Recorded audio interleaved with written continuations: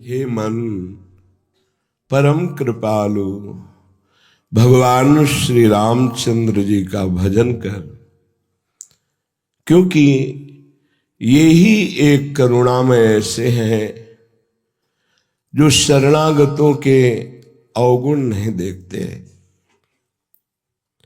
जो इनकी शरण में आ गया वो जन्म मरण जो दारुण महादुख है, इस भय से वो दूर कर देते हैं।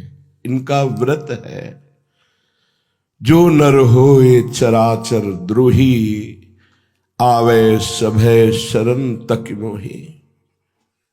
अगर कोई चराचर का द्रोह करने वाला भी है और भयभीत होकर मेरी शरण में आ जाए, भगवान कहते हैं रखियो ताहि प्राण की नहीं। जो जीव के दारुण दुख का नाश करने वाले, जन्म मरण के भय का नाश करने वाले, एकमात्र शरणागत हो जाने पर ही, हे मन ऐसे परम कृपालु श्री रामचंद्र जी का भजन कर। कैसे खिली हुई इनके नेत्र हैं, अरविंदाक्ष, नव पंख लोचन, मानो नवीन कमल अभी खिला हो, ऐसे प्रभु के नेत्र हैं, विशाल नेत्र। जैसे लालजू के नेत्र वैसे रामजू के नेत्र हैं। आयत दृग अरुण लोल, विशाल अरुणिमा लिए हुए मन का हरण करने वाले हैं। प्रभु के नेत्र मन का हरण करने वाले हैं। गोस्वामी जी के नवकंज लोचन, नवीन कमल के समान। एक बार इन नेत्रों का स्मरण हो जाए, एक बार ये नेत्रों से मिल जाए तो जन्म मरण चक्र का स्वाभाविक नाश हो जाता है, क्योंकि नेत्रों से करुणा ही बरसती रहती है। करुणा कृपा कटाक्ष अपने शरणागतों पर इन नेत्रों से बरसती रहती है। और मुख कंज का तो क्या कहना, ऐसे कपोल, उन पर घुंघराली अलकें, कुंडलों की कांति कपोल पर पड़ रही है। समीप पे ही विशाल नेत्र, नील कमल की सी कांति कपोलों पे झलक रही है। एक बार जो रूप देखे फिर उससे और कुछ देखने की इच्छा ही नहीं होती। ये ऐसे रूपवान है। हमारे लालजू के नेत्र चपल हैं, चंचल हैं। वही जब राम रूप में तो बहुत ही गंभीर और लज्जायुक्त नेत्र रहते हैं। सहसा किसी की तरफ चितवन नहीं करते, सलज्ज और गंभीर मुद्रा में रहते हैं। ऐसे नवविकसित कमल के समान नेत्र वाले, बहुत ही सुंदर श्रीमुख कमल जिनका, और दोनों कर कमल जिनके अभय दान देने के लिए हैं, और युगल चरणारविंद चरण कमल ये भक्तों के निवास स्थान है। ये इतने गुप्त हैं कि महादेव जी अपने हृदय में सदैव रखते हैं। नेत्र कमल 2, मुख कमल 1, और कर कमल 2, और चरण कमल। भक्तों का मन रूपी भ्रमर इन्हीं कमलों पर वास करता है। कभी नेत्र कमल, कभी मुख कमल, कभी कर कमल, कभी चरण कमल, इन्हीं कमलों पर विहार करता है भक्तों का मन रूपी भ्रमर। ऐसे अद्भुत सौंदर्य छटा को बिखेरने वाले मंगल भवन अमंगलहारी द्रवहुषु दशरथ अजिर बिहारी। महाराज चक्रवर्ती सम्राट दशरथ जी के महल में ये जब बाल रूप से विचरते हैं, मणियों से जटित खम्भ में ये जो अपना प्रतिबिंब देखते हैं तो नाचत निज प्रतिबिंब निहारी। अपने प्रतिबिंब को देखकर मोहित हो जाते, इतने सुंदर हैं, और नाचने लगते हैं कि हमें इतना सुंदर दोस्त मिल गया। बातें करते हैं, ऐसे करते हैं तो प्रतिबिंब में ऐसे होता है, नाच रहे हैं। सर्वज्ञ प्रभु बाल लीला दशरथ जी के महल में जब कर रहे हैं, ये देख देख कर कौशल्या मैया और चक्रवर्ती सम्राट परम सौभाग्यशाली महाराज दशरथ जी छुप करके आनंदित होकर देखते हैं कि प्रगट में आए तो कहीं लीला रुक न जाए। प्रभु बाल लीला करते हुए सुख प्रदान करते हैं। सौंदर्य के समुद्र हैं, अगणित कामदेव, 1-2 करोड़, 2 करोड़ नहीं, अगणित कामदेव मूर्छित हो जाए, ऐसी श्री राम जी की श्री अंगों की सुंदरता है। नवीन सजल मेघ के समान नील वर्ण कांति, ऐसी नीलिमा जो चित्त को चुरा ले। त्रिभुवन में वो नीलिमा नहीं है। और ऊपर से बिजली की तरह चमकता हुआ पीत वर्ण का पीतांबर धारण किए हुए हैं। बिल्कुल ऐसे ही जैसे लाल जो, वही सौंदर्य, वही पीतांबर, वही श्रीअंग शोभा। बस अंतर इतना है कि इन श्याम सुंदर के प्रेम समुद्र में बड़ी बड़ी तरंगें आ रही, चंचलता है, और ये गंभीर शांत प्रेम समुद्र है श्री राम जी।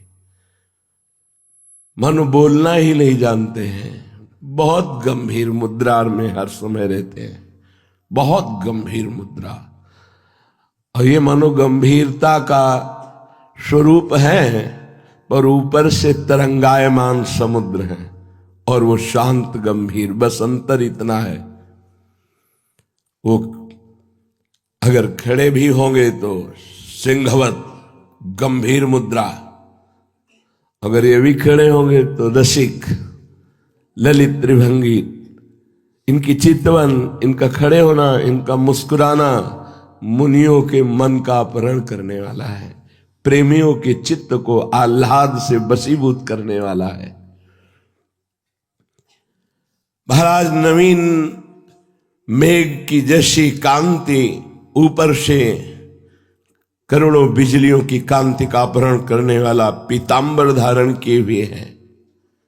ऐसा लग रहा है नवीन मेघ में बिजली चमक रही हो। ऐसा ही तो आप रोज सुनते हैं इनकी शोभा, वही है। ये ऐसे सौंदर्य रूप में श्री जानकी जी को चित्त को चुराते हुए, सियाजू के चित्त को चुराते हुए, उनके परम प्रीतम श्री राम जी को मैं नमस्कार करता हूं। गोस्वामी जी कह रहे हैं, मन ये बड़े दीन बंधु है, सच्ची बहुत करुणामय है। प्रभु अपने बहुत करुणामय है। इनकी करुणा को जो जान गया, इसी बात को भगवान शंकर कह रहे हैं, उमा राम स्वभाव जहि जाना, ताहि भजन तज भावनाना। बहुत करुणामय है, बहुत प्यार करने वाले हैं। अब ये स्वभाव कोई जान जाए तो इनके भजन के बिना रह नहीं सकता। जो जान गए वे इनकी ठसक में भर करके संपूर्ण प्राणों को, जीवन को न्यौछावर कर दिया। और धन्य है उनका जीवन जिन्होंने न्यौछावर कर दिया। न्यौछावर कौन करता है? अहंकारी नहीं, दैन्य। यहां कह रहे हैं कि जो दीन बंधु दिनेश, जो दैन्य हो गया, उनके सुहृद हो गए, बंधु हो गए, मित्र हो गए, साथ खेलते हैं। प्रभु को दैन्यता बहुत प्रिय है। जे दीन प्यारे वेद पुकारे, द्रवहु सुश्री भगवाना। ये दैन्यता तभी आती है जब चारों तरफ से हार जाता है, अभिमान नष्ट हो जाता है, तब वास्तविक शरणागति होती है। अत्यंत दैन्य तो अत्यंत प्रभु का लाडला हो, हर समय प्रभु खेलते हैं। देखो, कभी ऐसा मत समझो कि भक्तों को कलयुग है, भगवान कहाँ मिलते हैं, अरे वो ध्यान में कभी ऐसा कुछ नहीं। जैसे आप को हम देख सकते हैं, ऐसे भक्त प्रभु को देखते हैं, प्रभु उनसे बात करते हैं, प्रभु खेलते हैं।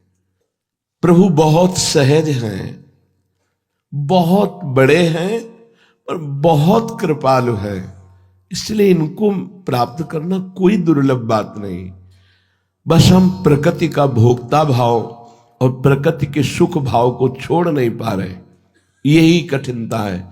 और ये सब सहज में भगवत प्रेमी महात्माओं की कृपा से हो जाता है। अरे मन, ये बड़े दीन बंधु हैं, दीन बंधु, ये गरीब निवाज हैं। अगर कोई हृदय से देखे तो अपने जैसा गरीब कौन है? क्या है आपके पास? बोले रुपया है, मैं गरीब क्यों हूं? नहीं नहीं, ये तो नकली चीज है। असली चीज क्या है आपके पास? मकान है, पद है, भारी से भारी हमारे पास सब समाज प्रियता की वस्तुएं हैं, सम्मान है, ये सब नकली है, ये सब नकली है। तो फिर बचा क्या? तो बोले मैं तो फिर बहुत गरीब हुआ। हाँ, तभी गरीब निवाज रीझते हैं जब वास्तविक तुम्हारा चिंतन असत पदार्थों के गर्व से रहित होता है। क्या है तुम्हारे पास? अगर ये लौकिक वस्तुएं तुम इनको देखकर गर्व करते होते तो 4 दिन की चांदनी है, ये नष्ट होने वाली है, तुम्हारी नहीं है। तुम शरीर को जो प्रिय अपना प्राण दे इतना प्यार कर रहे हो आत्म भाव से, ये भी नकली है, ये भी नकली है। ये न था न रहेगा, बीच में भास रहा है कुछ दिनों के लिए, फिर ये नष्ट हो जाएगा, नष्ट हो जाएगा पक्का। है क्या तुम्हारे पास? स्थायी क्या है? कुछ नहीं। कितना सुख होता है जब दैन्यता होती है, हमारा कोई नहीं, हमारा कुछ नहीं, हम कुछ नहीं। प्रभु क्या मुझ ऐसे अधम को आप स्वीकार करेंगे? तो बोले मन भज दीन बंधु, भजन कर दीन बंधु का, यही दरबार दीन को आदर रीत सदा चल। जिसका हृदय दैन्य हो गया है, क्या है मेरे पास? कुछ नहीं, न साधन, न विषय, न व्यक्ति, न वस्तु, न हाथ आपके सिवा कुछ नहीं। भगवान बहुत प्यार करने लगते हैं। अगर प्यार में कुछ बाधा है तो हमारा कुछ माना हुआ है, इसलिए हृदय से देख लो। आनंद का अनुभव होता है आसक्ति में, चिंतन में। तुम्हारा चिंतन और आसक्ति शरीर संसार में, इसलिए आनंद नहीं है ही आनंद समुद्र। और जहां संसार शरीर का चिंतन छूटा और प्रभु का चिंतन हुआ, अब आनंद। तो खास बात, प्रभु आनंदमय हुए या चिंतन आनंदमय हुआ? पकड़ो, हमारी बात को पकड़ो। ये कल शाम का चिंतन है, प्रभु देते रहते हैं। जैसे नवीन नवीन रसोई बना के माँ देती है, ऐसे हमारे प्रभु नवीन नवीन चिंतन देते रहते। एक नया चिंतन कल का शाम का, ऐसा चिंतन पीछे नहीं हुआ, प्रभु ने दिया कि मैं आनंद में हूं, आत्मा आनंद में है, लेकिन जिनका बाह्य चिंतन विषय चिंतन है, देह चिंतन है, क्या वो आनंद का अनुभव करते हैं? तो नहीं। तो मैं तो हूं ना आनंद में। हां, तो फिर मैं आनंद में हूं तो उनको आनंदित होना चाहिए, नहीं हो रहे। क्यों? क्योंकि चिंतन में आनंद है, आसक्ति में आनंद है, आसक्ति प्रेम में। दुर्योधन भी भगवान को देख रहा है तो आनंद में है ना, तो आनंद आना चाहिए उसको ना। आया क्या? नहीं ना। और विदुरानी जी, विदुर जी, भीष्म पितामह जी, इनको परमानंद आ गया, बेसुध हो गए आनंद में। क्यों? क्योंकि इनका चिंतन है, इनकी आसक्ति है, प्रेम है प्रभु से। खास बात, प्रभु का चिंतन और प्रभु की प्रेमाशक्ति, ये दो बात पकड़ में आई। अगर आपका चिंतन प्रभु का नहीं हो रहा, प्रेमाशक्ति प्रभु में नहीं है, तो आनंदमय होते हुए भी आनंद का अनुभव नहीं होगा।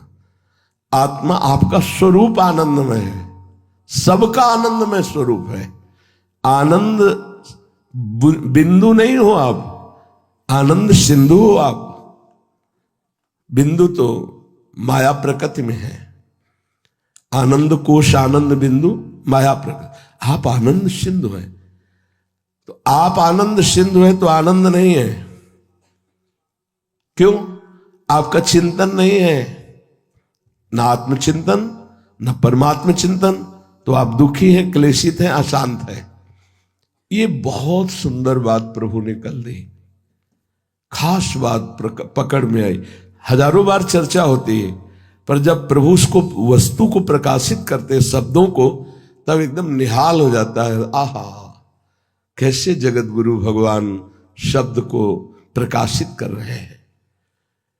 चिंतन में आया कि खास बात है भगवत चिंतन और भगवत आसक्ति, तब आनंद का।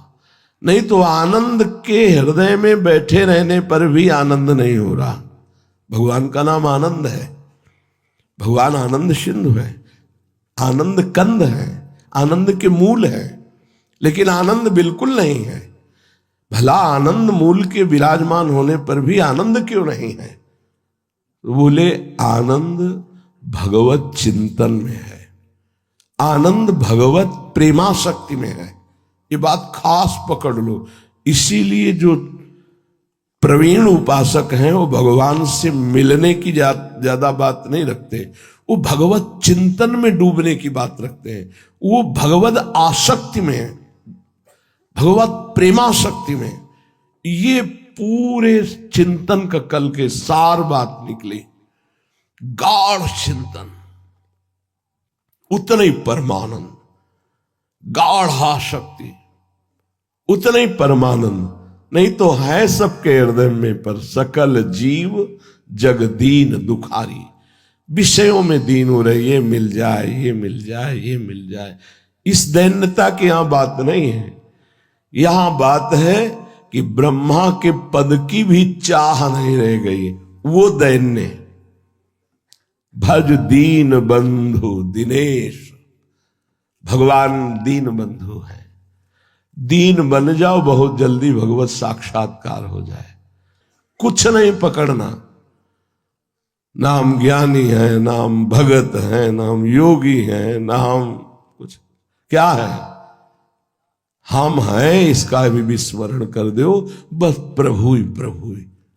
अभी अभी दैन्यता का यहां ऐसा उफान उठेगा, रोते रहोगे, प्रेम में रोते रहोगे।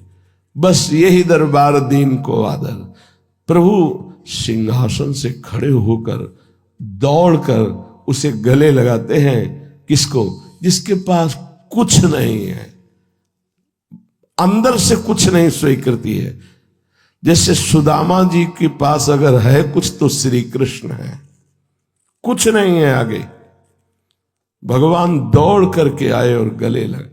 कुछ नहीं जिसके, तुम्हें छाड़ी गति दूसरी नाही, बसहु राम तिनके मन माही।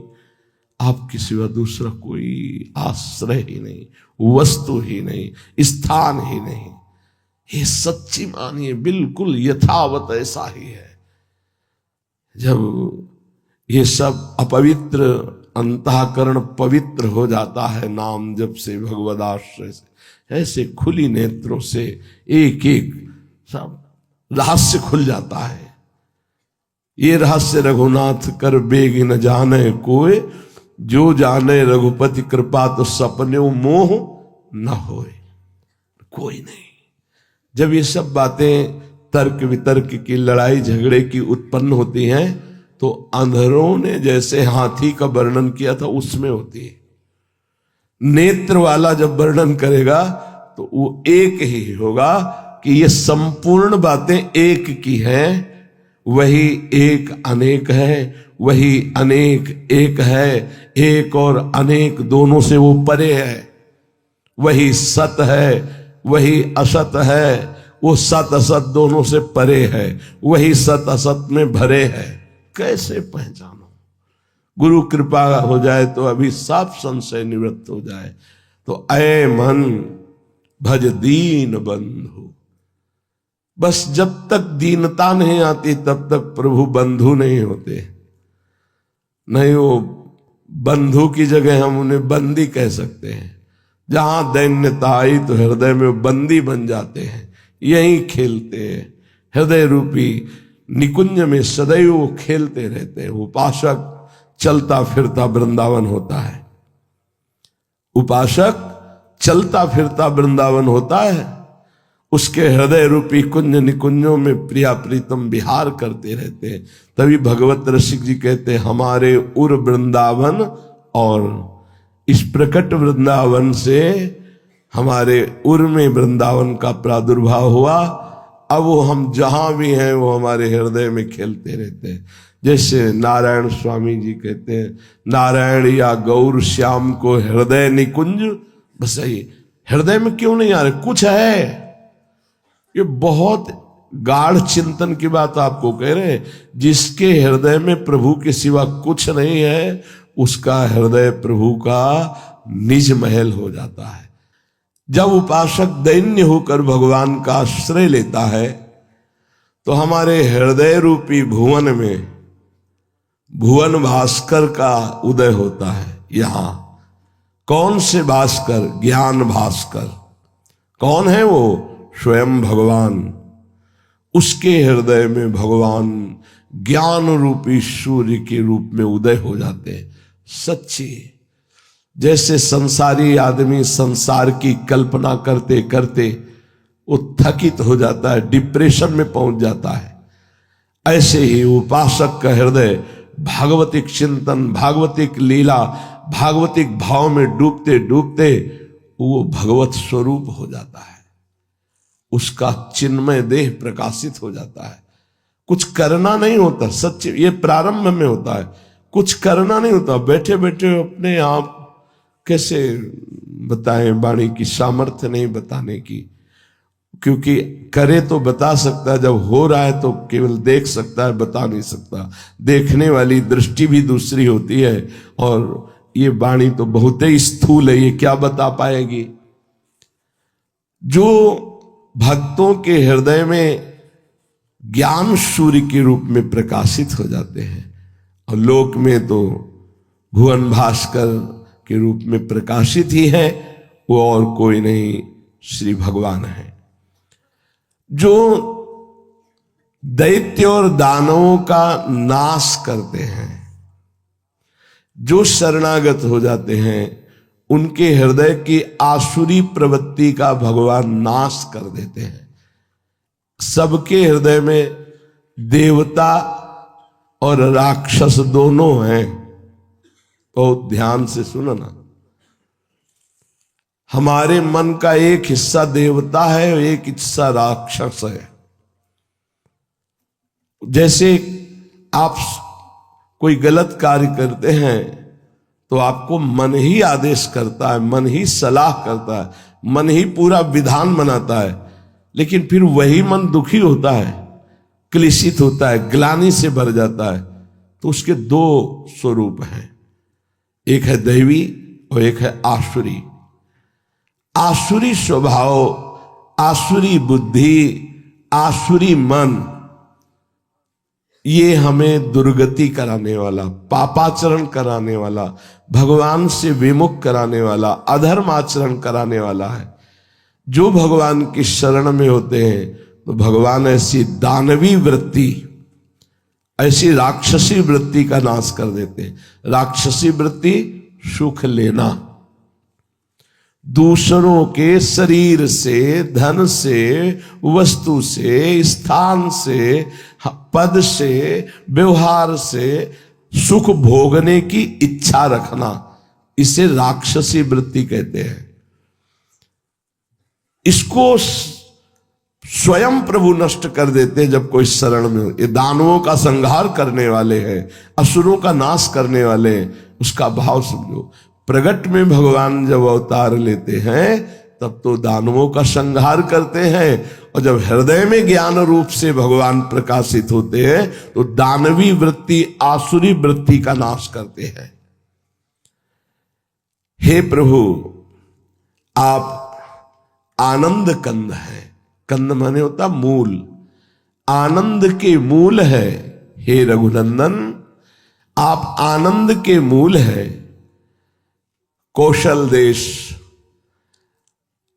अयोध्या में आप चंद्रमा के समान प्रकाशित, जैसे चंद्रमा अमृतमयी किरणों के द्वारा सबको शीतलता और जीवनी शक्ति देता है, ऐसे अवधवासियों के, शरणागतों के हे श्री रामचंद्र आप जीवन हो।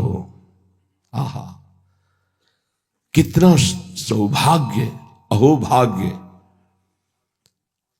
जब उठते बैठते अपने राजा धीराज प्रभु श्री राम के सब दर्शन करते थे, कर रहे हैं, करते रहेंगे। कौन? जो अवधवासी हैं, जिसका वध नहीं किया जाता उसमें जो वास करता है उसका नाम है अवध। अभी जिसका वध हो सकता है हम उसमें आसक्त हैं, इसीलिए हम राम राज्य में नहीं काम राज्य में जीते हैं। अवध में रहे तो राम राज्य में जिएंगे। अवध है भगवान का नाम, भगवान का रूप, भगवान की लीला, भगवान का धाम। अपना स्वरूप अवध है। नैनम छिन्दन्ति शस्त्राणि नैनम दहति पावका न चैनम क्लेदयन्त्यापो न शोष्यति मारुता। जो हर समय स्वरूप में रहते हैं, या जो नाम जप में रहते हैं, या जो रूप ध्यान में रहते हैं, जो लीला चिंतन में रहते हैं, जो भगवत धाम की लीलाओं के चिंतन में रहते हैं, वो अवध में रहते हैं। ऐसे अवधवासियों को आराध्य देव प्रेमामृत रूपी अपनी किरणों से आह्लादित करते रहते हैं। उनका हृदय प्रेम आनंद में रहता है। अभी जिसका वध हो सकता है उसमें हम आसक्त हैं। अभी सब शरीर में आसक्त भाव से रह रहे हैं, अवध में नहीं रह रहे। इसका वध हो जाएगा। अवध है स्वरूप, अवध है नाम भगवान का, अवध है रूप भगवान का, अवध है भगवान की लीला, अवध है भगवान का धाम। जो नाम रूप लीला धाम में रमण करते हैं, जो अपने स्वरूप में स्थित हैं, उन्हीं को इस प्रेमामृत का रसास्वादन प्राप्त होता है। जैसे चंद्रमा अपनी किरणों से शीतलता और जीवनी शक्ति प्रदान करता है, ऐसे भक्तों के हृदय में ये प्रभु आराध्य देव प्रेमामृत रूपी किरणों से, करुणामयी दृष्टि से उनका हृदय शीतल रखते हैं। परम शीतल माश्रयामी, परम शीतल हृदय रहता है। और उनके जीवन का आधार पोषण यही है। इन्हीं के नाम रूप से उनका जीवन चलता है। जिनके मस्तक पर रत्न जटित मुकुट है, कानों में कुंडल है, भाल पर सुंदर तिलक है, प्रत्येक अंग में सुंदर आभूषण सुशोभित हो रहे, जिनकी अजान भुजाएं लंबी घुटनों तक भुजाएं हैं, जो सदैव सारंग धनुष और बाण लिए रहते हैं। ये प्रभु धनुष बाण क्यों लिए रहते हैं? अपने लिए? उनको डर है किसी से? अरे डर को भी इन्हीं से डर लगता है। काल भी इन्हीं के डर से अपना कार्य करता है। मृत्यु भी जिनके डर से डर के अपना कार्य करती है। वायु जिनके डर से प्रवाहित, जल थल चराचर जगत ईश्वर के शासन से भयभीत होकर सब अपना अपना कार्य कर रहे हैं। इनको डर है। ये धनुष बाण डर के लिए धारण किए। अरे जिनकी भ्रकुटी संचालन मात्र से संपूर्ण सृष्टि का संहार हो जाता है। इशारा किया तो सृजन हो गया और इशारा किया तो लय हो गया।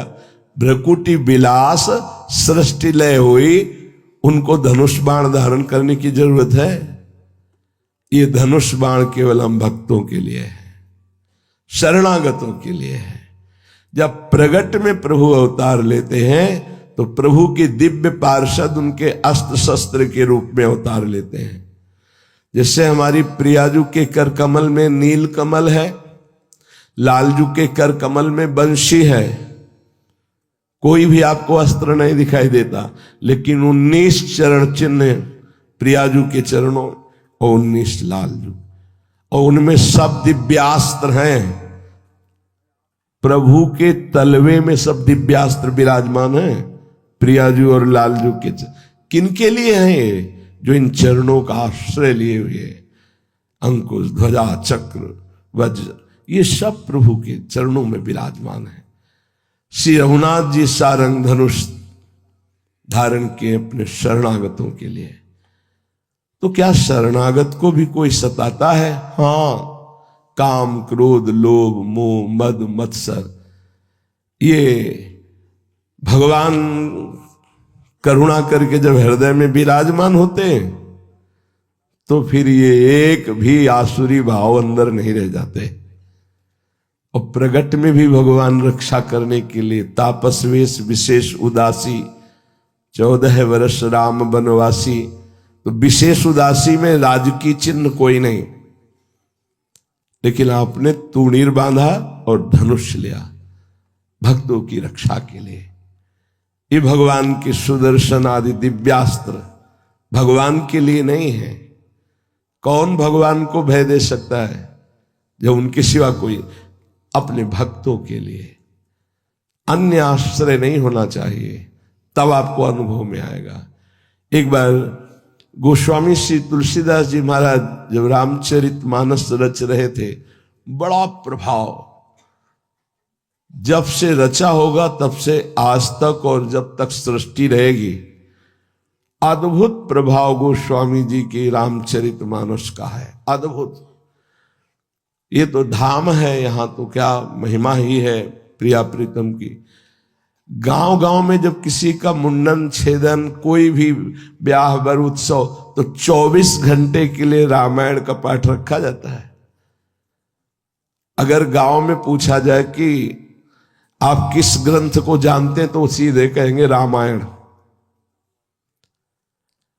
कोई भी उत्सव होना है तो रामायण का अनुष्ठान, मतलब ये एक गांव की नहीं कह रहे, लगभग सब सरल भाषा में भगवान की ऐसी अद्भुत महिमा की रचना की कि काशी में हाहाकार मच गया कि अगर ये ग्रंथ अंतर ध्यान नहीं किया गया तो संस्कृत आदि से रचे हुए सब बड़े बड़े विद्वानों को जो कंठस्थ शास्त्रीय श्लोक, गोस्वामी जी सरल भाषा में हर श्लोक वेद, शास्त्र, पुराण सब का सार उस लिखा हुआ है।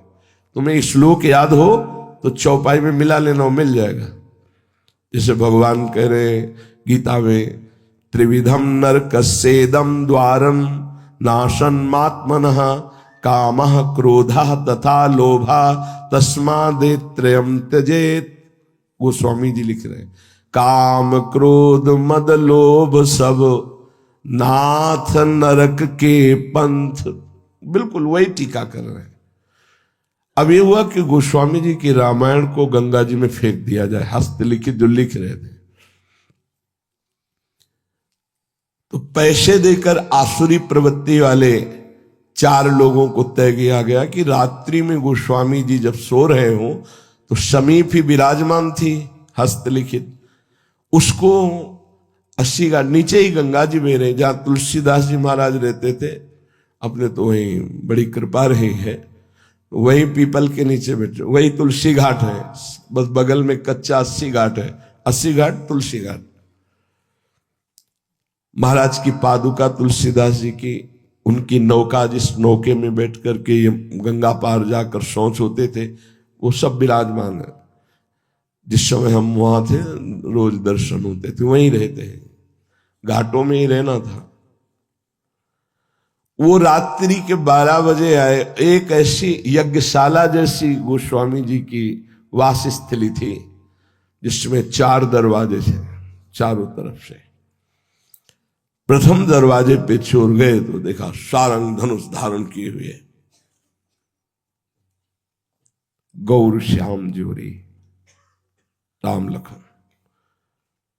वो चुपके से दूसरे दरवाजे में गए, देखा गौर श्याम जोड़ी। चारों दरवाजों पे देखो, भाग गए। पर एक अद्भुत आनंद चोरों को, देखो संत के अहित के लिए जा रहे तो भगवत साक्षात्कार हो गया। अगर गोस्वामी जी से प्यार करते तो प्रेम हो जाता भगवान से। एक अद्भुत आनंद उनको हुआ। उन्होंने कहा कि उनके परिचय के हैं, उनकी सेवा में रहते हैं, तो एक बार देखने को मिलेगा। गए, गोस्वामी जी को साष्टांग दंडवत किया और कहा, जो रात्रि में आप पहरेदार रखते हैं एक बार हमें दिखा दीजिए, हम देखना चाहते हैं। तो कहा, अरे भैया, मुझ गरीब का कौन पहरेदार हो सकता है, यहां कोई पहरेदार नहीं है। बोले, रात्रि में हम आए थे, हमको पैसा दिया गया था आपकी रामायण चुरा कर गंगा जी में प्रवाहित करने। तो जब हम आए तो देखा 2 राजकुमार धनुष बाण लिए खड़े, इधर उधर गए तो उधर भी देखा, चारों तरफ देखा। बोले, कैसे थे? बोले, एक श्याम रंग का था, एक गौर वर्ण। गोस्वामी जी के अशुभ प्रभाव हो रहा है कि मैं तो शयन कर रहा हूं, मेरे स्वामी जग कर रक्षा कर रहे हैं। इस सारंग धनवा प्रभु अपने भक्त को बहुत प्यार करते हैं। ये धनुष केवल भक्तों की रक्षा के लिए धारण करते हैं। जो धनुष बाण लिए हुए हैं, जिन्होंने संग्राम में खरदूषण को भी परम पद प्रदान किया, अर्थात जो नीच आचरण वाले, मांसाहारी, पापाचारी, दुराचारी, वो भी यदि हमारे प्रभु की शरण में आ जाए तो प्रभु उन्हें परम पद प्रदान कर देते हैं। किसी को मारकर, किसी को प्यार कर। मारने से जो मिलता है परम पद, बड़े बड़े मुनि साधना करके उसे प्राप्त करना चाहते हैं। पर एक बात होती, परम पद तो मिल जाता है पर प्रेम रस का स्वाद नहीं मिलता है। इसीलिए खास बात परम पद की प्रेमी जनों ने नहीं चाही। प्रेमी जनों ने प्रेम चाहा है प्रभु से। इनको प्यार करते हुए तड़पने में जो सुख है वो परम पद में एकांत कहीं बैठ करके इनकी याद करके आह भर के रोने में जो सुख पाया गया वो किसी भी सिद्धि में नहीं पाया गया, किसी भी सुख में नहीं पाया गया। सच्ची मानी, कोई तुम्हें देख ना रहा हो और ऐसी एकांत स्थली पे बैठकर और इनकी याद में तड़पते हुए जो समय व्यतीत हो रहा है, वो सुख कहीं नहीं है, कहीं नहीं। कहीं नहीं है। इसीलिए हरिराम व्यास जी ने कहा कि परम पद किसे कहते हैं, हम तुम्हें बताएं। बोले प्रेमी जनों के बीच में बैठना ही परम पद है। शायद गोस्वामी जी इसी बात को प्रकट करें। तात स्वर्ग अपवर्ग सुख धरी तुलाए कंग, तूल न ताए सकल मिल जो सुख लव सत्संग। ऐसे प्रेमी महाभागवतों के आंसुओं में दम होती है कि हमारे नेत्रों की माया पर्दा की जो वृत्ति हट जाती है, हमारा हृदय तड़पने लगता है प्रभु के लिए। सोचो, अनंत जन्मों से विषय भोगी है मन, प्रभु के लिए तड़पने लगा। बोले इसीलिए कोई भी स्वर्ग सुख मोक्ष सुख आदि भी प्रेमी जनों के संग के समान नहीं रखा गया। अहो भाग्य जब एकांत में बैठ करके प्रभु के लिए तड़पते हुए रोना, वो हृदय की एक पीड़ा रही नहीं जा रही, ना वो कह सकता है ना किस कोई समझ सकता है। अब वो केवल जिनके लिए तड़प रहा है वही समझ रहे हैं, या तो उसका हृदय समझ रहा है। आसपास कोई हो ना, इसलिए कि फिर वो भाव नहीं आ पाएगा। अगर एक भी व्यक्ति दिखाई दिया तो भाव संवरण हो जाता है, क्योंकि जहां होता कोई है तो चिंतन में आया ना कोई है, अब वो संवरण हो जाएगा। और जहां ये दिखाई देता यहां कोई नहीं है, फिर जो एकदम तार लगा, एकदम तन्मयता बनी, फिर चिल्ला चिल्ला के रोने का जो मन हुआ, हा प्रभु हा प्रिया। जो हमें लगता है कि इस सुख से बढ़कर कोई सुख नहीं। अपने प्यारे के लिए विकल होकर तन्मय होकर के रोना, ये सबसे बड़ा सुख है। ये हमको बहुत जल्दी प्राप्त हो जाए यदि हम कुछ पकड़े ना, ये बहुत जल्दी मिल जाए। और ये सबसे बड़ा सुख, कई जगह हमने पढ़ा है इस बात को, कई जगह पढ़ा है कि इससे बड़ा कोई सुख नहीं है, एकांत में बैठकर रोना। और ये उसी का आता है जिसका कोई नहीं होता, जिसको कुछ नहीं, अपनापन किसी से भी नहीं है ही भी। क्या क्या है अपने पास?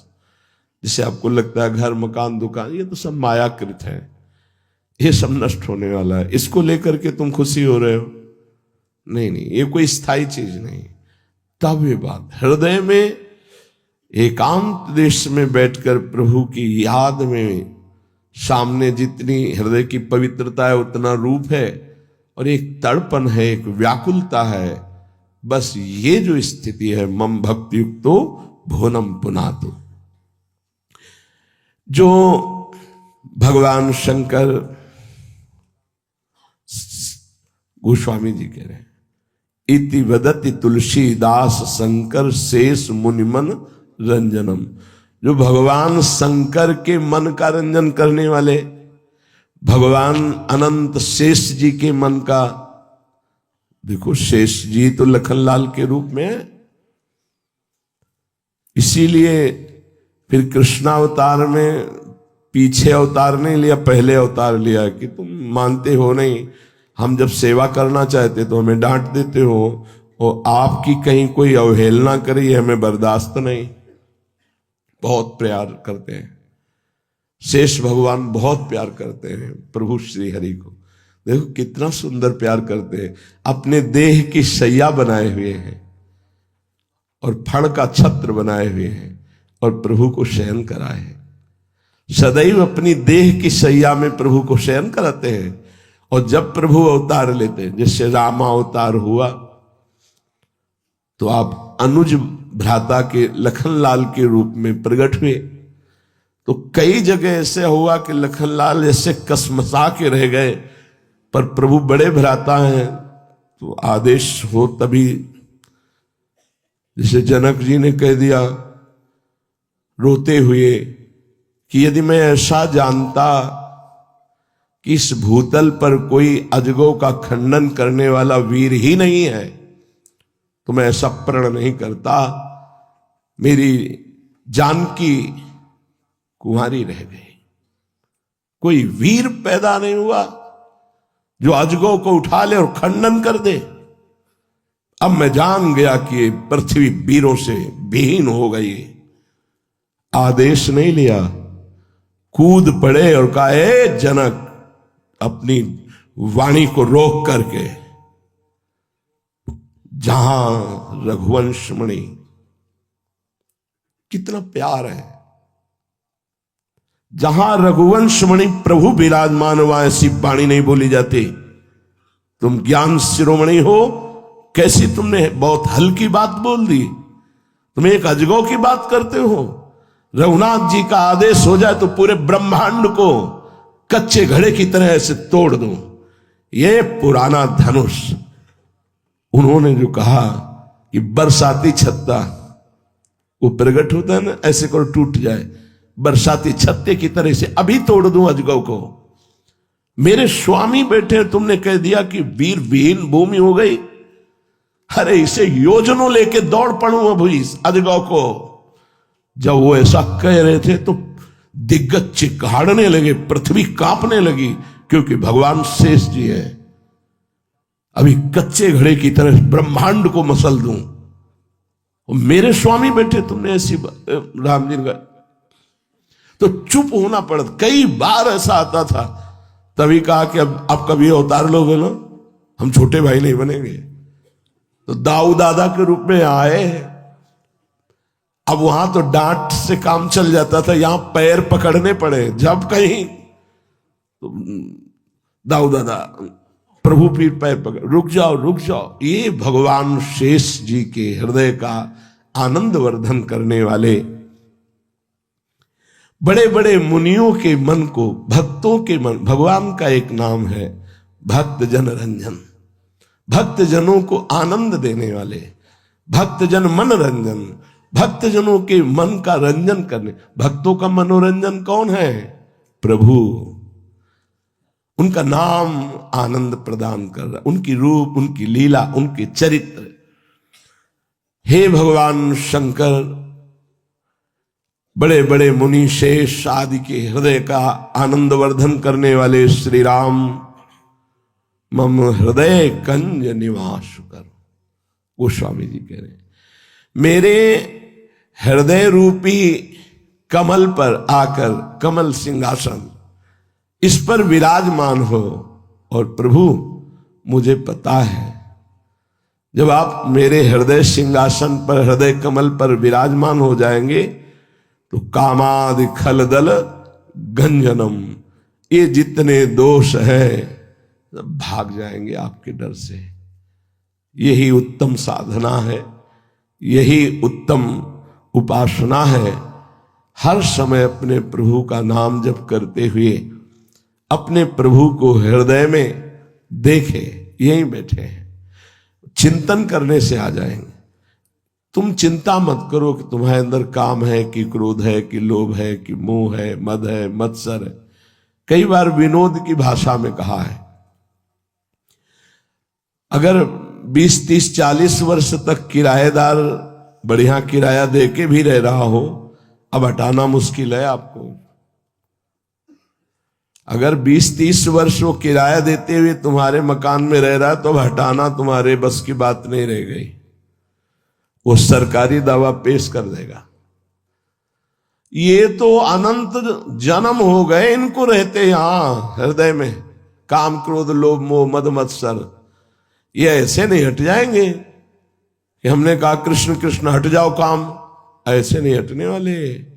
काम की, क्रोध की, लोभ की, मोह की, मद की, इन वृत्तियों में तुम मनोरंजन करते रहे हो, ऐसे थोड़ी हट जाएंगे। अब बड़े के नाम मकान कर दो जो उससे बड़ा पावरफुल हो, बिल्कुल कुछ नहीं कहना पड़ेगा। इन काम क्रोध लोभ मोह मद मत्सर ने बहुत समय से हमारे हृदय में डेरा डाल रखा है। तो बोले हमारे क्यों नहीं साहब? सच्ची मानो आपने अभी नामे नहीं किया है, तो आपको वीटो पावर देना पड़ेगा। नहीं होता है ना कि मकान का हमने पावर उनको दे दिया है, तो वीटो पावर दे दो गुरुदेव के हाथ में, प्रभु के हाथ में। अब आपका अधिकार है। यद्यपि हमें अभी भान यही है कि शरीर मेरा है, मकान मेरा है, पर खाली करवाना है इनसे, कोई भारी गुंडा है ये? काम क्रोध लोभ मोह मद मत्सर ये छोटे मोटे नहीं है। कैसे चोर हो कि आप आंख दिखा दो भाग, आप आंख दिखाओगे तो उठा के पटक देंगे। अतरे दिन पटकते हैं, आपको पता नहीं चलता। जरिया के आते हो फिर अतरे दिन पटक रहे हैं, देख लो। एक उपाय है, नामे कर दो। नहीं वो पावर नहीं दिया जाता है। हाँ ऐसे कुछ यही वाला पावर दे दो, गुरुदेव आराध्य देव। क्योंकि हम सीधे क्यों नहीं कह रहे कि इसलिए कि अविद्या के कारण बहुत समय से हमने इसको मैं मान रखा है, अपना मान रखा है। तो हम कह जरूर देंगे जबान से, लेकिन अपनापन नहीं हटेगा, पक्की बात है। अब हमको खाली करवाना है, तो माना मकान मेरा, लेकिन पावर आपका, आपको दे दिया, आप खाली कराओ। तो कह रहे मम हृदय कंज निवास कुरु कामादि खल दल गंजनम। हे प्रभु मेरे हृदय में आप निवास करो, जिससे काम क्रोध लोभ मोह मद मत्सर ये सब भाग जाएंगे। इस हम हजारों बार बता चुके हैं। ये प्रभु से जब हम प्रार्थना करते हैं तो वो एक युक्ति दे देते हैं, और युक्ति से मुक्ति इन समस्त दोषों से। तो आप उस युक्ति के लिए बहुत प्रवीणता चाहिए, वही देते हैं। तो आप केवल नामे कर दीजिए, आज से हमारे हृदय रूपी सिंहासन पर जहां काम क्रोध लोभ मोह अपना अधिकार जमा रहे थे, वो आज आराध्य देव को दे दिया, श्यामाजू को दे दिया। अब हमारा कोई अस्तित्व नहीं होना चाहिए।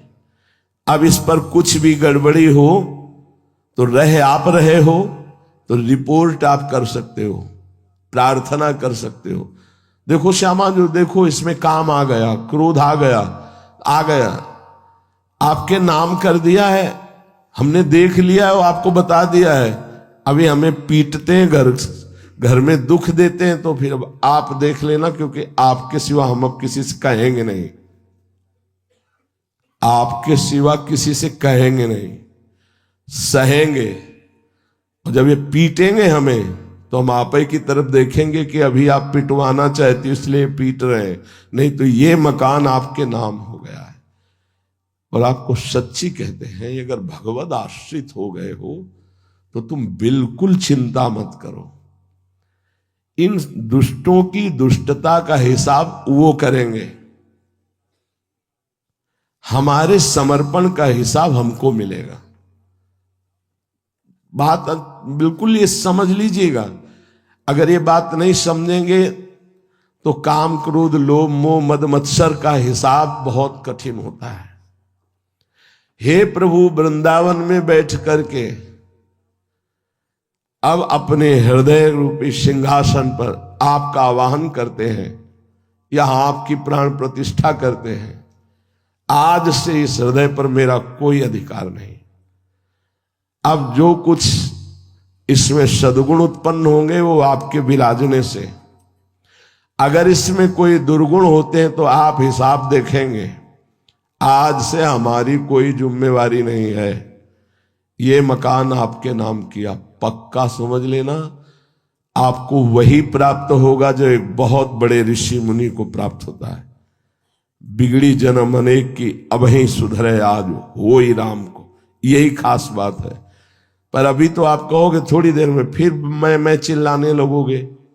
अगर तुम्हारे अंदर कोई भी सद्गुण आया, तुमने स्वीकार किया मेरा सद्गुण, तो फिर वो जो पीछे जितने दुर्गुण हैं वो सब तुम पे लागू हो जाएंगे। ध्यान रखना है, तुम्हारे हृदय पर प्रभु का अधिकार है, प्रभु के नाम कर दिया। अब सद्गुण और दुर्गुण हमसे मतलब नहीं महाराज। जैसे मकान नाम कर देना तो इसका जाला भी उसी के नाम हो जाएगा, यहां रहने वाली छिपकली भी उसी के नाम हो जाएगी, मकड़ी भी उसी के नाम हो जाएगी, क्योंकि अधिकार उसका हो गया।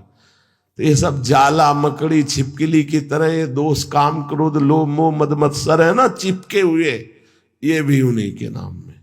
अब वो देखे कि जाला हटाना है कि मकड़ी हटाना है, और उनको हटाने में देर नहीं लगती, बहुत करुणामय है। तो निष्फिकिर हो जाओ, निश्चिंत हो जाओ, बेपरवाह हो जाओ। अगर ये बात तुम कर लो कि हमारे जीवन का पूरा हिसाब किताब प्रियाजू के चरणों में समर्पित, अब हम अपनी जिम्मेवारी नहीं, क्योंकि हमने वृंदावन में बैठकर अपने जीवन को प्रभु को दे दिया। अब वो परीक्षा होगी दुर्गुण की नहीं। क्या आपका स्वभाव है महाराज, ऐसा तो भगत जो है ढूंढने पे नहीं मिलेगा। तो आपको गुदगुदी हो रही अंदर, हाँ भगत, तो वो तैयार हो रहे हैं आपके दुश्मन, परास्त कर देंगे। जब आपकी कोई बड़ाई करे तो आपकी आंखों में आंसू आ जाए। आप क्या जानते हो, हम जैसे नीच अधम को अगर कुछ भी, तो मेरी प्रियाजू ने स्वीकार किया, बस ये बात है। अगर ये बात है तो वो बात ही नहीं तुम्हारे सामने आएगी। ध्यान रखना, उस बात का अधिकार अब नहीं कि आपको परास्त कर सके, परास्त होते हुए भी आपको दुर्गति में पहुंचा सके, ऐसा नहीं, क्योंकि अपना जीवन आपने प्रिया जी को दे दिया। कभी आप अपने में सद्गुण स्वीकार न करें, अहम न स्वीकार करें, महानता मान प्रतिष्ठा न स्वीकार करें, तो जो निगेटिव है, जो नकारात्मक है, जो राक्षसी भाव है, वो आपकी दुर्गति नहीं करा पाएंगे, क्योंकि अब अपने जीवन को प्रियालाल को समर्पित कर दिया।